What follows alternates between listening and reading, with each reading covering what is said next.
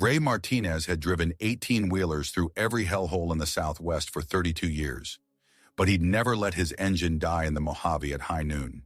His convoy sat dead on an unmapped road, 180 miles from civilization. The heat stroke made him hallucinate. That's what he told himself when he found the military relay tower, half buried and decades old, still humming, transmitting a distress signal from 74. Before we jump back in, tell us where you're tuning in from. And if this story touches you, make sure you're subscribed because tomorrow I've saved something extra special for you. The temperature warning light had been flickering for 20 minutes before Ray pulled the convoy over. He'd seen it happen 100 times. Coolant hose splits, radiator leak, thermostat failure. Simple fixes if you caught them early. But when he popped the hood and saw green coolant sprayed across the engine block like someone had detonated a paint bomb, he knew they were screwed. Danny climbed down from the second truck, wiping sweat from his forehead. The kid was 24, 3 months into long-haul driving, still thought every problem had a YouTube solution. "How bad is it?" Danny asked. Ray stuck his hand into the engine compartment, felt the hose connection. The rubber disintegrated under his fingers. Catastrophic coolant system failure. Hose is cooked through, probably took out the water pump seals too. So we call a tow truck. With what? Ray pulled out his phone. 0 bars. He'd been watching the signal die for the last 40 miles ever since the dispatcher had told them to take this shortcut that would save the company 2 hours of drive time and $300 in fuel. Danny checked his own phone, then the satellite phone mounted in his cab. "Battery's dead. I charged it yesterday, I swear." Ray walked to the edge of the road, if you could call it a road, more like a strip of cracked asphalt someone had poured across the desert 30 years ago and forgotten about. He pulled out his GPS unit, waited for it to lock onto satellites. When the coordinates finally appeared, he checked them against the route sheet the dispatcher had given them. "We're not on State Route 127, Ray said. "What do you mean?" "I mean we're 50 miles west of where we're supposed to be. This isn't even on the map." He showed Danny the GPS screen. "We're in the middle of a restricted military zone." Danny's face went pale. The dispatcher wanted to save the company money. Now we're 180 miles from the nearest town with no cell signal, no working satellite phone, and 2 trucks full of refrigerated pharmaceuticals that'll be worthless in 6 hours when the backup generators run out of fuel. So we walk. Walk where? It's 114 degrees. We've got maybe 4 liters of water between us. You'd be dead from heat stroke before you made it 10 miles. Ray pulled out his road atlas, the paper one he kept because technology failed in places like this. He traced their approximate position. Nearest highway is 30 miles north. Might as well be 300 in this heat. Danny sat down on the truck's running board, head in his hands.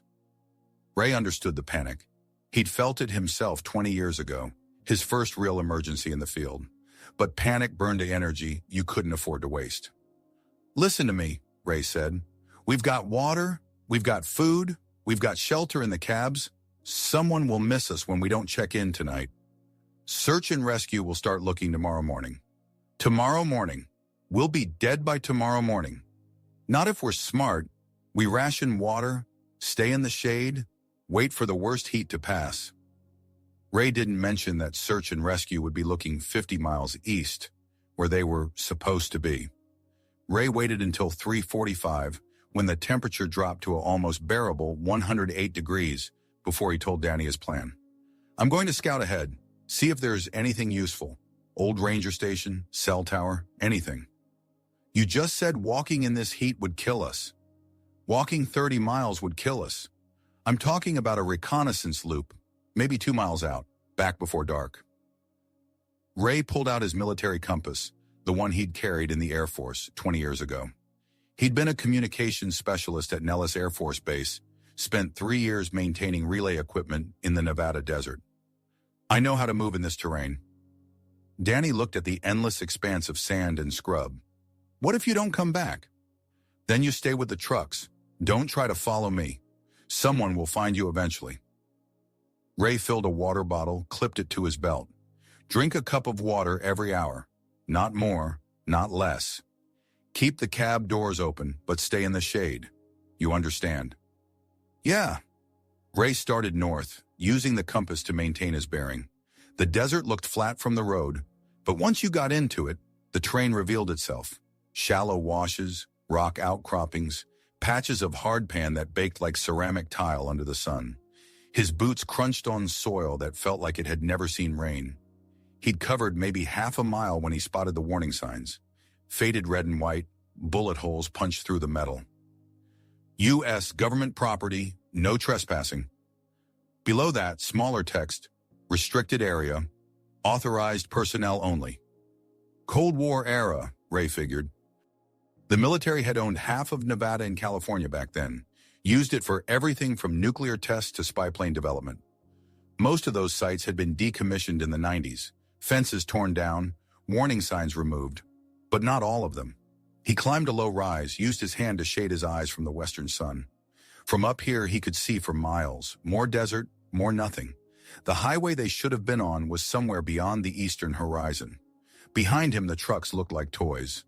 Then he saw it, 2 miles east in a natural depression between two low hills. Something geometric, something that didn't belong. Ray pulled out the small binoculars he kept in his go bag. Through the lenses, the shape resolved into a structure, concrete and metal, partially buried by decades of windblown sand. A tower of some kind, maybe 50 feet tall, where it wasn't buried. And at the top, a cluster of antennas. His heart rate picked up. Antennas meant communication equipment. Communication equipment meant power. Power meant a generator or solar panels, which meant supplies, maybe even a working radio. But something else caught his attention. The structure had a faint shimmer around it, the kind you'd see from heat rising off asphalt. Except the sun was behind him now. Heat shimmer didn't work that way. Ray checked his compass. The needle was spinning slowly, never quite settling on north. His head throbbed. Dehydration starting probably, or the beginning of heat exhaustion. He'd been out here almost an hour, and the temperature was still well over 100 degrees. He needed to head back, tell Danny what he'd found, make a plan for tomorrow morning when it was cooler. But that shimmer, that spinning compass needle, something about the structure was wrong. Ray made it back to the trucks as the sun touched the western hills. Danny had the cab doors open on both vehicles, was sitting in the shade between them with a wet bandana on his head. Find anything? Danny asked. Maybe. There's a structure about 2 miles east. Looks like an old military relay station. Ray drank from his water bottle, forcing himself to take small sips. His throat wanted him to drain the whole thing. Could have equipment we can use. Could have. It's buried pretty deep. Might be completely dead inside. Ray didn't mention the compass or the shimmer. Kid was already scared enough. They ate MREs as the temperature dropped, sitting in the growing darkness and watching the stars emerge. Ray had always loved the desert at night, the way the temperature could fall 40 degrees in a few hours, the silence so complete you could hear your own heartbeat. But tonight the silence felt wrong, oppressive. Tell me about the Air Force, Danny said. You don't talk about it much. Not much to tell. I maintain communication equipment, boring tech work. Where? Nellis Air Force Base, some other places. Ray pulled out his old military maps, the ones he'd bought at a surplus store years ago. He'd kept them as souvenirs, never thinking he'd actually need them. Under the truck's dome light, he traced their position. This area used to be part of the Nevada Test and Training Range. They did atmospheric studies here in the 70s. Some Cold War stuff. What kind of stuff? The kind they don't tell communications technicians about. But Ray had heard rumors, joint projects with the Soviets during detente, monitoring stations for seismic activity, equipment that supposedly detected underground nuclear tests. Point is, if that tower was part of the network, it might still have emergency supplies. Water? First aid? Maybe even a working radio beacon. Danny nodded, but his eyes kept drifting to the darkness beyond the trucks. You hear that? Ray listened. Nothing but wind moving through scrub brush. Hear what? I don't know. Like a hum. Really low frequency. Probably the generators running on the refrigeration units. Yeah, probably. But Ray heard it too, once Danny mentioned it. A sound that was almost below the threshold of hearing. The kind of sound you felt in your chest more than heard with your ears. He checked the trucks. Both generators were running normally. The sound wasn't coming from them. "Get some sleep," Ray said. "I'll take first watch." "Watch for what? There's nobody out here." "Standard procedure. We're in an unknown situation. Someone stays alert." Ray settled into the driver's seat of his truck, adjusted the mirrors so he could see in all directions. "I'll wake you in 4 hours." Danny climbed into his own cab, but Ray could tell from his movements he wouldn't sleep. The kid kept looking toward the east, toward where Ray had seen the tower. Ray pulled out a small notebook, started writing down everything he remembered about Cold War communication stations. Power sources, standard equipment, emergency protocols. His handwriting looked shaky in the dome light. His head still throbbed. He drank more water, even though it wasn't time for his next ration yet. The hum continued, steady, rhythmic, almost like a heartbeat. Ray gave up on sleep at 4:30 in the morning. The desert cold had settled into his bones, and every time he closed his eyes, he saw that spinning compass needle. He climbed out of the cab, stretched muscles that had stiffened during the night, and checked their water supply. 3 liters left. Maybe 4 if he counted the half-empty bottles scattered between both trucks. Not enough. Danny was already awake, sitting on his running board and staring at the eastern horizon, where the sky was turning from black to deep blue. "We're going to that tower," Ray said, "both of us, together. We bring water, first aid kit, anything we might need if we can't make it back before the heat gets bad." "What about the trucks?" "The trucks aren't going anywhere. Cargo's already lost. Refrigeration units will die in a few hours anyway." Ray filled 2 backpacks with supplies. Water bottles, energy bars, the first aid kit, his tools, the maps. "We find that tower, we find communication equipment. That's our way out." They left at 5:15, when there was just enough light to see the ground. Ray led, using his compass despite its erratic behavior, keeping the rising sun on their right. The temperature was almost pleasant, maybe 70 degrees. In 4 hours it would be 110. The terrain was rougher than it looked. They navigated around patches of loose sand, climbed over rock formations that broke up the flat expanse. Danny's cheap trucking shoes weren't made for hiking. The kid was already limping after the first mile. "Slow down," Danny said. "I need a break. We don't have time. We've got maybe 3 hours before it's too hot to move." They crested a low ridge and the tower came into view. Closer now, maybe a mile away. The concrete base was massive, probably 20 feet across. The tower itself was half buried on one side, where decades of wind had piled sand against it. Sections of chain-link fence still stood around the perimeter, leaning at crazy angles. And the antennas on top were moving, not swaying in the wind, rotating, slowly, deliberately, like they were scanning. "You see that?" Danny asked. "I see it." They descended into the depression where the tower stood. The hum Ray had heard last night was louder here, vibrating through the ground itself. His fillings ached. The fence gate hung open, rusted hinges squealing as the morning wind pushed it back and forth. Warning signs covered every surface, faded but still readable. "Danger! High voltage! Authorized personnel only. Use of deadly force authorized." And below those, something else. Newer signs, maybe 10 or 15 years old. "Biological hazard, do not enter." Danny stopped walking. "We should go back. We're almost there." Those signs are from the 90s. Whatever biological hazard they were worried about is long dead. Ray wasn't sure he believed that, but they'd come too far to turn back now. The tower's entrance was a steel door set into the concrete base, partially buried by sand. Ray cleared away enough to get a grip on the handle. The metal was warm despite the early hour. "It's locked," Danny said, relief evident in his voice. Ray pulled harder. The door groaned, shifted an inch. Not locked, stuck. He braced his foot against the concrete and yanked. The door scraped open, revealing darkness and a smell that made both men step back. Ozone. That sharp, electric smell you got near high-voltage equipment, mixed with dust and age and recycled air. "There's power running through this place," Ray said. "How?" "There's no power lines out here. Solar panels, probably." Maybe a buried generator. Ray pulled out his flashlight, shined it into the entrance. A metal stairway descended into darkness. The hum was louder here, resonating up from below. Stay close. Don't touch anything metal unless I tell you it's safe. The stairs were steep. Ray counted 23 steps before they reached the bottom. The space opened into a room about 30 feet across, circular, with walls covered in equipment panels. Most of it looked dead. Blank screens, dark indicators. But one panel near the center was lit up, green and amber lights blinking in sequence. Danny's flashlight beam swept across the room. What is this place? Communication relay station. We had dozens of them during the Cold War. Ray moved to the active panel, studied the indicators. The equipment was old, 1970s vintage, but someone had maintained it, cleaned connections, replaced components. He could see fresh solder joints. Someone's been here, recently.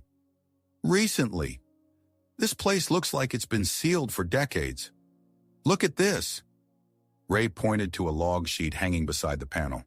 The paper was new, the handwriting fresh. Dates going back 6 months, regular entries every 2 weeks. Someone's checking this equipment. The last entry, dated 3 days ago, had a single line in different handwriting. Transmission pattern changed. Frequency increased. Recommend immediate investigation. Ray checked the equipment more carefully now, looking for anything that could transmit a radio signal. Found it mounted above the main panel, a shortwave transmitter, old but functional. The power indicator glowed steady green. It's broadcasting, Ray said. Ray flipped a switch, and a speaker crackled to life. Sound filled the room. Rhythmic pulses like Morse code, but not quite.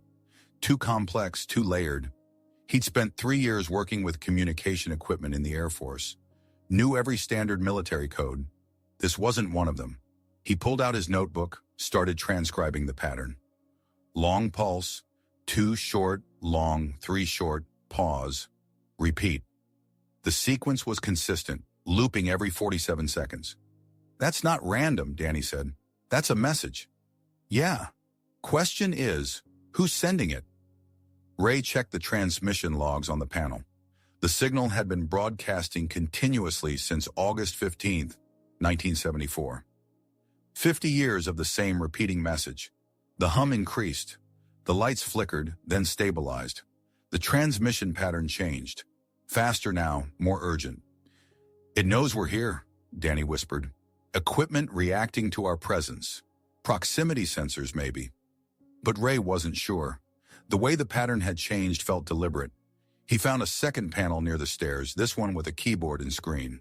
The screen was dark, but when he touched the keyboard, it flickered to life. Text appeared, green letters on black background. Welcome, Captain Morrison. Ray stared at the screen. The text didn't change, didn't update, just sat there, glowing green. Who's Captain Morrison? Danny asked. I don't know. Ray typed on the keyboard. The keys were stiff but functional. He entered. This is Ray Martinez, not Morrison. The screen flickered. New text appeared. Identity verification required. Enter access code. Ray tried a few standard military codes. Nothing worked. The screen just repeated the same message. He noticed something behind the main equipment panel. A filing cabinet, military green, partially hidden by cables. He pulled it open. Inside were folders organized by date. He grabbed the most recent one. The paperwork was technical. Maintenance logs, equipment specs, power consumption charts. But clipped to the inside cover was a personnel file with a photograph. A man in an Air Force uniform, captain's bars on his shoulders, the name beneath, James R. Morrison. Found him, Ray said. He scanned the file. Morrison had been the commanding officer of this station in 1974, assigned to Project Longwatch. The file described it as a joint U.S.-Soviet atmospheric monitoring program. But there was more. A second page, heavily redacted, with only fragments visible. Seismic anomalies detected. Coordination with Soviet Site Echo 7. Readings inconsistent with known geological activity. The last entry was dated August 14, 1974. Morrison's handwriting, barely legible. Pattern confirmed. transmitting emergency protocol, remaining on station until relief arrives. Relief that apparently never came. There's more, Danny said. He'd found another cabinet, this one unlocked. Inside were personal effects, a jacket with Morrison's name tape, a coffee mug, a framed photo of a woman and 2 kids, and at the bottom, a leather-bound journal. Ray opened it carefully. The pages were brittle, yellowed. Ray flipped to the last entry. August 15th, 1974. The pattern has changed again. Whatever we're detecting, it's not atmospheric. It's not seismic. Command won't listen. They think the equipment is malfunctioning, but I've checked every component twice. The signal is real. It's coming from below us, approximately 14 miles down, and it's getting stronger. I've initiated the emergency broadcast protocol. If anyone finds this, the coordinates are in the transmission. Someone needs to investigate before... The entry ended mid-sentence. Ray felt cold despite the heat building outside. He checked the transmission logs again, cross-referenced them with the journal dates. Morrison had started broadcasting the emergency signal on August 15th. The same signal still transmitting 50 years later. Where's Morrison now? Danny asked. I don't know. Maybe he left after a few days. But Ray didn't believe that. The personal effects were still here. Nobody left their family photos behind. The screen flickered again. New text appeared without any input. Seismic event detected. Depth, 14, 3 miles. Magnitude, 2, 1. Pattern consistent with previous readings. The hum in the room increased. The floor vibrated under their feet. That's happening right now, Danny said. That's not a recording. Ray checked the seismic monitoring equipment mounted on the wall. The needles were jumping, drawing jagged lines on the slowly scrolling paper. Whatever Morrison had been monitoring 50 years ago, it was still active. Still down there. Still transmitting. This story takes time to craft. If you're enjoying it, subscribe to our channel. It means a lot to us. Now back to the story. We need to get out of here, Danny said, backing toward the stairs. Wait. Ray was studying the seismic printout, watching the needles trace their pattern. The readings weren't random. They came in waves, regular intervals, like a pulse. This is what Morrison was monitoring. This is why he never left. I don't care. We came here to find a radio, call for help. Let's do that and leave. Ray moved to the communications panel, found the radio equipment, old vacuum tube technology, the kind that could run for decades if properly maintained. He flipped switches, adjusted dials. Static filled the room, then cleared. He keyed the microphone. This is Ray Martinez broadcasting on emergency frequency. 2 drivers stranded approximately 180 miles northwest of Barstow. Requesting immediate assistance. Over. He waited.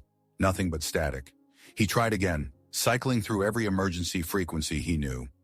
The equipment was working, but nobody was answering. Maybe we're too deep underground, Danny said. The antennas are on the surface. Signal should be fine. Ray checked the transmission logs again.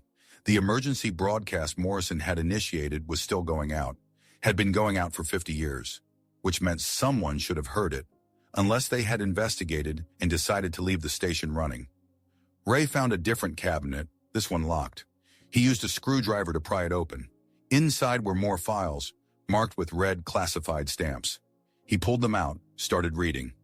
Project Longwatch wasn't just about atmospheric monitoring. It was about detecting something the Soviets had found first. Seismic patterns that didn't match any known geological process. Patterns that suggested intelligence. The files included reports from the Soviet installation, translated into English.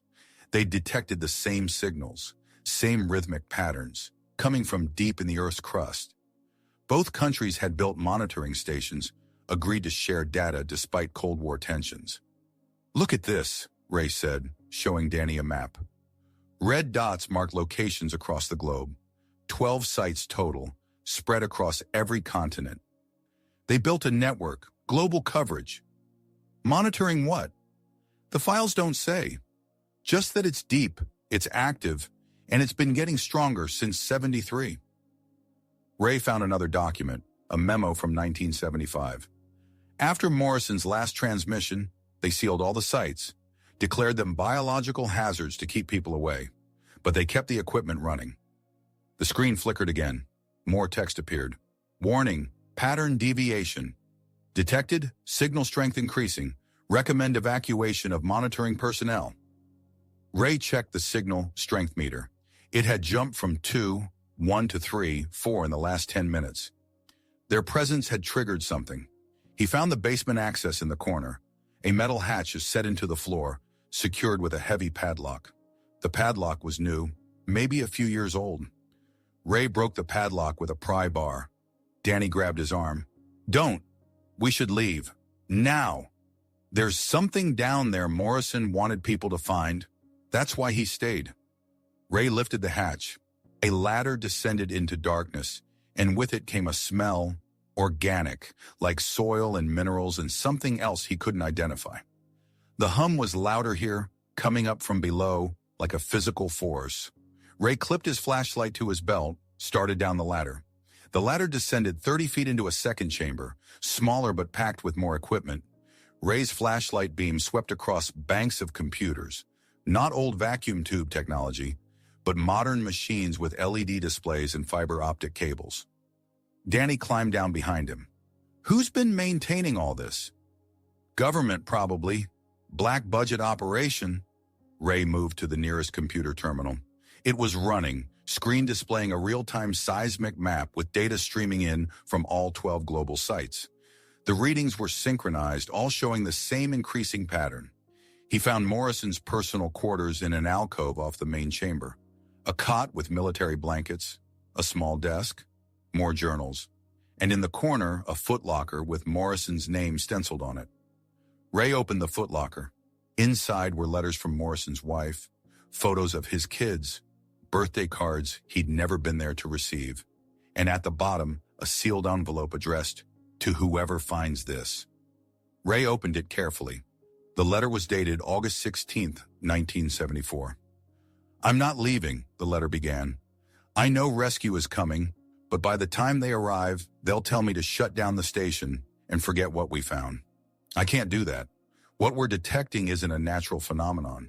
It's communication, not from space, but from inside the Earth itself. Something down there is trying to reach us, and we're the only ones listening." Morrison had decoded parts of the signal pattern, found mathematical sequences that couldn't occur naturally. He'd tried to convince his superiors, but they dismissed it. "By the time you read this," the letter concluded, "I'll be gone.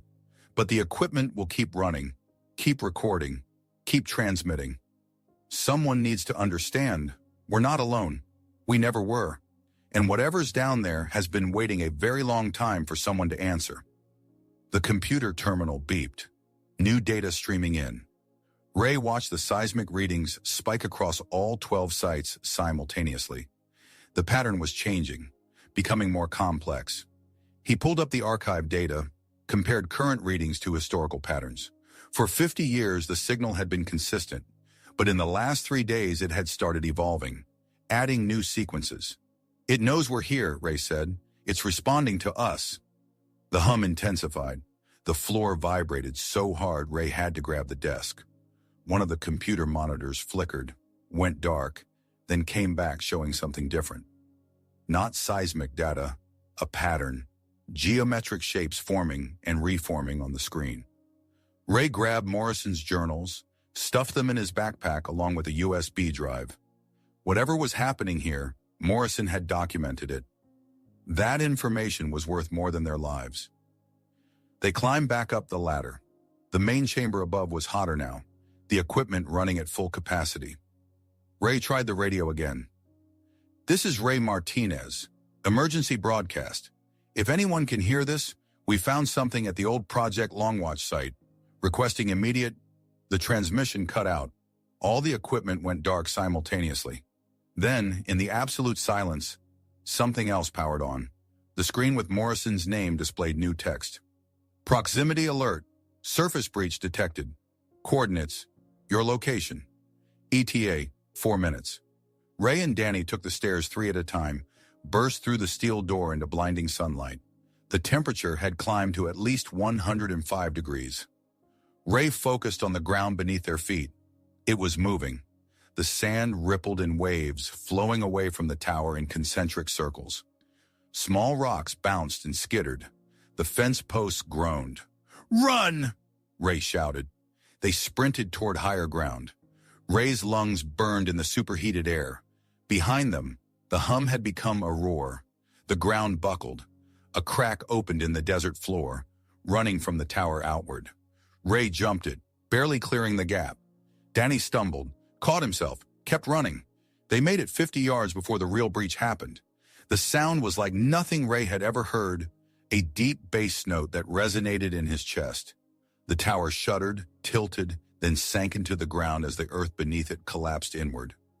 Ray grabbed Danny's arm, dragged him behind a rock outcropping. They crouched there gasping and watched. The depression where the tower had stood was expanding, circular, perfectly geometric. Sand and rock cascaded into it.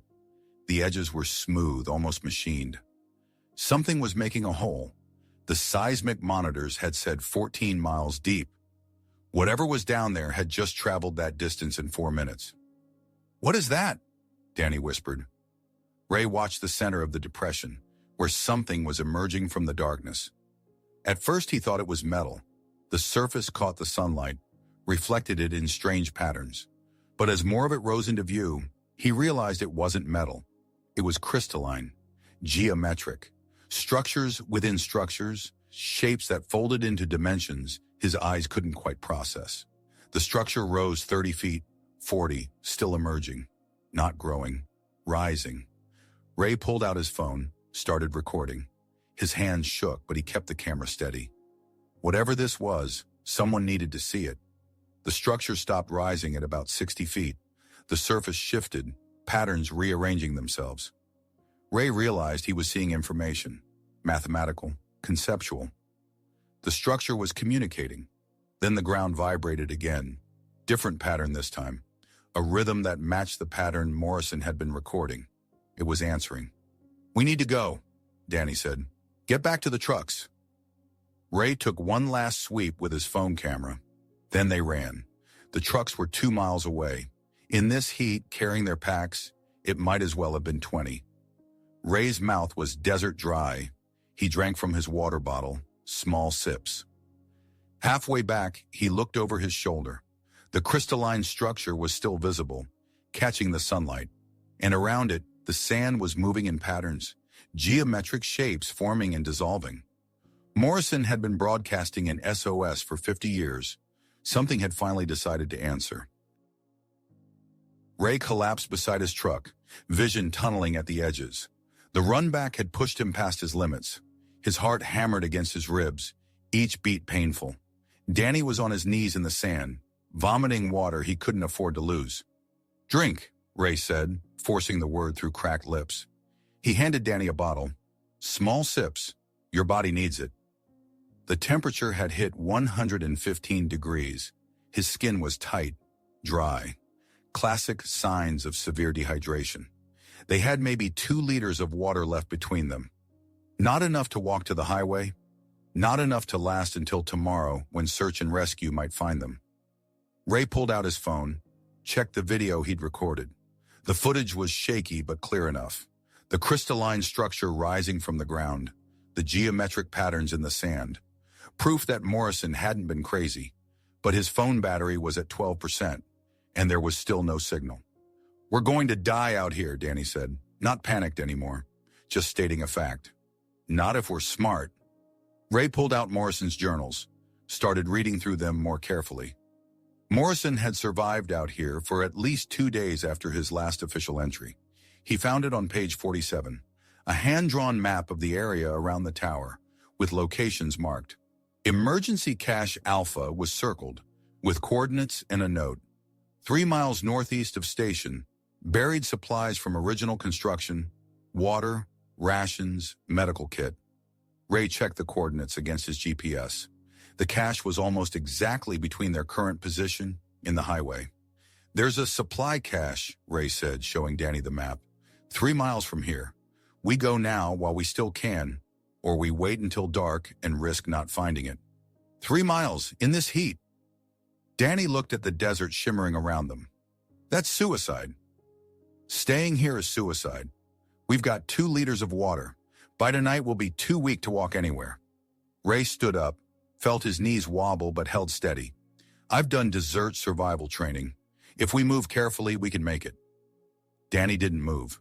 He was staring past Ray, back toward where the tower had been. It's still there. That thing. I can see it. Ray turned. The crystalline structure was visible on the horizon, maybe 3 miles away, and it was taller now. It's not following us, Ray said. What if Morrison's broadcast didn't just call it up from underground? What if it's looking for whoever sent the signal? Then we need to move faster, Ray said. He packed Morrison's journals back into his backpack. We document what we found. We get to civilization. We tell people what's out here. Danny sat there for another minute, then slowly got to his feet and followed. The first mile wasn't bad. The second mile was harder. By the time they'd covered 2.5 miles, Ray's vision was swimming again. Heat exhaustion becoming heat stroke. Ray stumbled, caught himself on a rock outcropping. His legs felt like rubber. Danny was 10 yards behind, moving even slower. They'd been walking for 90 minutes and had maybe half a mile left. Stop, Ray said. His tongue was so swollen he could barely form words. Shade. We need shade. There was a cluster of rocks ahead, creating a small shadow. They crawled into it, pressed their backs against stone that was only slightly cooler than the air. Ray checked his water. 1 bottle left. Maybe 12 ounces. He took a small sip, handed it to Danny. Your turn. Danny drank, handed it back. His face was bright red, skin dry. No more sweating. That meant his body was shutting down. Tell me about your family, Ray said. He needed to keep Danny talking, keep him conscious. Girlfriend, Sarah. We're supposed to get married next month. Danny's eyes were unfocused.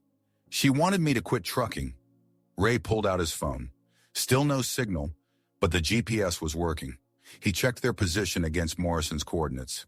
They were close, maybe a quarter mile. He scanned the terrain ahead, nothing but desert. And then, maybe 200 yards away, something that didn't belong, a piece of metal catching the sunlight. There, Ray said, pointing. See that reflection? I don't see anything. Trust me, it's there. Ray stood up, felt the world tilt, forced himself steady. Come on. They covered the distance in 20 minutes that should have taken 5. The metal was a stake driven into the ground, rusted orange but still standing. Ray fell to his knees beside it, started digging with his hands. His fingers hit something solid 3 feet down. A metal box, military surplus, sealed with a rubber gasket. Ray pried it open. Inside were 6 canteens of water, vacuum-sealed ration packs, a first aid kit, and a flare gun with 3 flares. He grabbed a canteen, twisted off the cap. The water was stale, metallic, but drinkable. He took a long pull, forced himself to stop before he drank too much. Drink, he told Danny, handing over a second canteen. Slow. Your stomach needs to adjust. Danny drank like a man possessed. Ray had to pull the canteen away from him. Too much and you'll vomit it back up. Ray opened a ration pack, found crackers. Eat something. Your body needs salt. They sat in the shade of a rock, drinking water and eating crackers. Ray's vision cleared. His heartbeat slowed. He checked his phone. Still no signal, but the battery was down to 8%. We've got 3 more hours of sunlight, Ray said. We rest here, drink more water, then we push for the highway. It's maybe 10 miles. We can cover that by midnight if we pace ourselves. What about that thing back there? Ray looked back toward where the tower had been. The crystalline formation was still visible, but it wasn't moving. It's not following us. Whatever it wanted, it got when we opened that station. Ray pulled out Morrison's journal again. Morrison thought it was trying to communicate. 50 years of the same signal. Maybe all it wanted was someone to listen. And now that we listened, now we tell people what we found, we show them the evidence. They rested for 2 hours, drinking water every 15 minutes. Ray inventoried their supplies. 4 full canteens remaining, plus the flare gun, enough to reach the highway. The sun was lower now, temperature dropping to maybe 100 degrees. They started walking northwest, using his compass and GPS to maintain their bearing. They made good time, covering 2 miles in the first hour. Ray's body was recovering, the water and food bringing him back from the edge. Then Ray's phone buzzed. He pulled it out, stared at the screen. 1 bar of signal. Weak, flickering, but there. He dialed 911 before it could disappear. The call connected. Static, then a voice. 911, what's your emergency? This is Ray Martinez. 2 drivers stranded in the Mojave Desert, approximately 10 miles south of Highway 127. We need immediate assistance. Can you provide your exact coordinates? Ray read off the GPS numbers. The dispatcher confirmed, said search and rescue was already looking for them. A helicopter would be dispatched immediately. Stay where you are, the dispatcher said. Help is coming.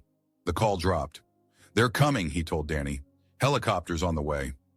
Danny sat down hard in the sand. We made it. Ray pulled out the flare gun, loaded one of the 3 flares. He checked his phone one more time. Battery at 4%. He used the remaining power to back up the video files to his email, sent them to 3 different addresses. Insurance.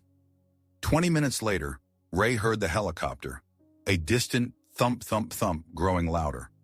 He fired the flare, watched it arc into the sky, trailing red smoke. The helicopter altered course, heading directly toward them. It touched down 50 yards away. 2 paramedics jumped out, ran toward them with medical kits. They checked vitals, started IV fluids. But Ray was watching the helicopter crew. They weren't just rescue personnel. One of them was military, wearing a uniform with no insignia, and he was looking at Ray's backpack with Morrison's journals visible inside. We need to secure that equipment, the military man said, pointing at the backpack. That's my personal property, Ray said. That's classified government material. Ray held the backpack tighter. I already uploaded the files. Video footage, journal entries, everything. It's out there. The military man's expression didn't change. Where did you upload them? Multiple locations. Cloud storage, email. Ray was stretching the truth, but the man didn't know that. The paramedic finished checking Ray's vitals. You're severely dehydrated but stable. We need to get you to a hospital. They loaded Ray and Danny onto the helicopter. As they lifted off, Ray looked down at the desert below. The crystalline structure was still visible in the distance, catching the setting sun. The military man sat across from Ray, holding Morrison's backpack now. You don't understand what you've stumbled into. That site has been classified for 50 years for good reason. Morrison died trying to tell people what was down there. He deserves to have his story told. Captain Morrison disappeared from his post. He was listed as AWOL. There's no official record of what he was researching. There is now, Ray said. I documented everything. The helicopter banked west. Ray watched the desert fall away below them, watched the crystalline structure shrink into the distance. Morrison had spent his last days alone in that tower, broadcasting a signal nobody heard. Now someone did. The military man leaned forward. When you get to the hospital, people are going to want to interview you. My advice, tell them you found an old military installation, called for rescue. Nothing about structures rising from the ground. And if I don't take your advice, Morty, then you'll find out why Project Longwatch stayed classified for half a century. True. The hospital in Barstow was small, understaffed, and completely unprepared for what walked through their doors. Ray and Danny were separated immediately, taken to different examination rooms. Ray watched through the doorway as 2 men in suits positioned themselves outside Danny's room. Not hospital security, federal agents. The doctor checking Ray's vitals was young, thorough, concerned about the severe dehydration and early signs of heat injury. She started another IV, ordered blood work, asked standard questions. Ray answered mechanically, his mind on the backpack the military man had confiscated. You're lucky, the doctor said. Another few hours and we'd be looking at organ damage. You need to stay hydrated, avoid strenuous activity for at least a week. When can I leave? Tomorrow morning, assuming your labs come back clean. She made notes on her tablet.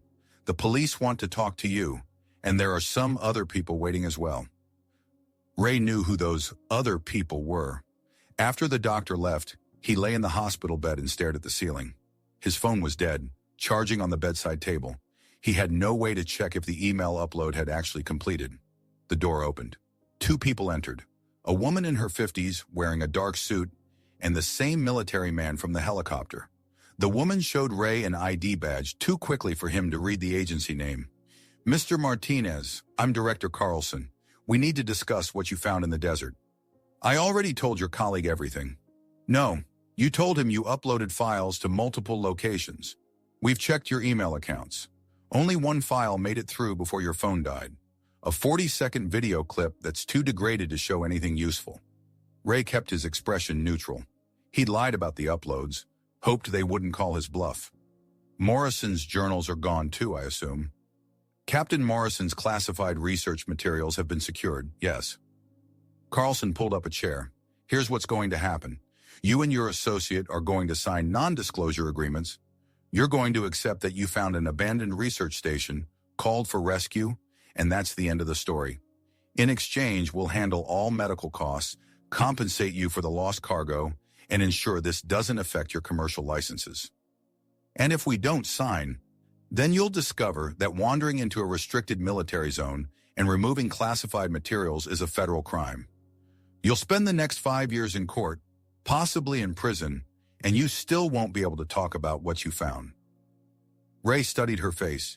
She wasn't bluffing. The federal government had been keeping Project Longwatch secret for 50 years. What about Morrison's family? Ray asked. Captain Morrison's family was notified of his death in 1975. They've had closure for nearly 50 years. Closure based on a lie. He didn't go AWOL. He stayed at his post, kept broadcasting. Carlson's expression softened slightly. Morrison was a good officer. What happened to him was unfortunate, but some discoveries are too dangerous to make public. Dangerous how? It's been sitting there for 50 years. Not yet, but you triggered something when you entered that facility. The structure that emerged wasn't there before? Carlson leaned forward. We don't know what it wants. Until we do, it stays classified. Ray thought about the crystalline structure rising from the desert floor. Communication. That's what Morrison had called it. You're going back there, Ray said. You're going to study it. That's not your concern. Morrison spent his last days trying to understand it. He deserves credit for that discovery. Morrison's research will be properly archived within the appropriate classified channels. Carlson stood up. You have until tomorrow morning to decide. Sign the NDA, accept our terms, and move on with your life. Or refuse, and spend the next decade fighting charges you can't win. She left. Ray was alone again, staring at the ceiling and thinking about Morrison's letter. Someone needs to understand what I understood. We're not alone. Ray waited until midnight, when the hospital corridor was quiet. His IV was out, his vitals stable. He dressed in the clothes they'd brought from his truck and walked out of his room. Danny's door was closed, a federal agent sitting in a chair outside. The man looked up as Ray approached. Just want to check on my friend, Ray said. He's sleeping. You can see him in the morning. 5 minutes, that's all I need. The agent studied Ray, then nodded. 5 minutes, door stays open. Danny was awake, staring at the ceiling. He looked over as Ray entered. They talked to you yet? Danny asked quietly. Yeah, the NDA speech. Sign or face federal charges. I'm signing. Sarah and I are getting married next month. I'm not throwing that away. Danny sat up slightly. You should sign too. We got out alive. That's what matters. Ray pulled up a chair. Morrison didn't get out alive. He died alone in that tower trying to make someone listen. Maybe that's for the best. That thing we saw scared the hell out of me. If the government wants to keep it locked away, let them. What if Morrison was right? What if it was trying to communicate? Then let the scientists figure it out. We're truck drivers, Ray. This isn't our fight. Ray wanted to argue, but Danny was right about one thing. They were alive. They'd survived. Walking away was a smart choice. But Morrison hadn't walked away. Ray left Danny's room and went back to his own. His phone was charged now. He picked it up, checked his email. The video he'd sent had arrived. 40 seconds of shaky footage showing the crystalline structure. Carlson was right. It was too degraded to prove anything. but Ray had seen it up close, had felt the ground shake as it rose. He opened a new email, addressed it to his old Air Force buddy, Tom Chen, who now worked as a geologist for the USGS. Ray typed quickly, describing everything: the tower, Morrison's research, the signal from 14 miles down, the structure that emerged. He attached the video file and hit send. Ray deleted the sent message from his phone, cleared the cache. If the government was monitoring his communications, maybe they'd miss one email in the middle of the night. Or maybe Tom would decide his old friend had suffered heat exhaustion and hallucinated the whole thing. Either way, Ray had done what Morrison couldn't. He'd told someone. Ray signed the non-disclosure agreement at 8 in the morning. Carlson watched him initial every page. Sign at the bottom. Date it. Danny had already signed his copy an hour earlier. "You're making the right choice," Carlson said. "Your company has been notified that the cargo was a total loss due to mechanical failure. Insurance will cover it. You'll both receive 2 weeks paid leave." "What about the trucks?" "Already recovered and returned to your depot. The coolant system has been repaired." Carlson stood. "One more thing. If you're contacted by anyone asking about your time in the desert, you refer them to this number." She handed Ray a business card with nothing but a phone number. "We'll handle any inquiries." After she left, Ray sat on the hospital bed and stared at the card. 50 years of silence, maintained through NDAs and classified documents. But Morrison had talked, had written it all down. And for one night, those journals had been in Ray's hands. He'd read them, understood them, memorized key passages. The government had the physical evidence, but they couldn't erase what Ray remembered. 3 days later, Ray got a call from Tom Chen. "I got your email," Tom said without preamble. "The video file was corrupted, mostly static, but I could make out enough to see something unusual. Geometric structures, not natural geology." Ray's heart rate picked up. "You believe me?" "I believe you saw something." Tom paused. "I did some digging. There's a network of seismic monitoring stations across the globe, supposedly decommissioned in the 70s. But they're still active, still recording data, and the patterns don't match any known geological processes." "What kind of patterns?" "Regular, rhythmic, almost like a heartbeat. Coming from deep in the mantle, 14 to 15 miles down. Multiple locations worldwide, all synchronized." Tom's voice dropped. "Ray, if what you're describing is real, this is the biggest discovery in human history. The government knows, they're covering it up. Of course they are. Can you imagine the panic?" Tom was quiet. "I'm putting together a research proposal, unofficial, off the books. I've got colleagues who'll listen. If we can get funding, we might be able to study this independently." "I signed an NDA. I can't help you." "You don't have to. You already told me enough. I'll take it from here." Tom paused. Morrison's family deserves to know what happened to him. The scientific community deserves to know what he discovered. After Tom hung up, Ray sat in his apartment and thought about Morrison's letter. The man had given everything to make sure his work continued. Ray pulled out a notebook and started writing. Everything he remembered from Morrison's journals. Every detail about the tower, the equipment, the signal patterns. He wrote for hours. When he finished, he made copies, sealed them in envelopes, sent them to different addresses. Tom Chen, a science journalist, a documentary filmmaker. Carlson had said some discoveries were too dangerous to make public, but Morrison had believed the opposite. Some discoveries were too important to keep hidden.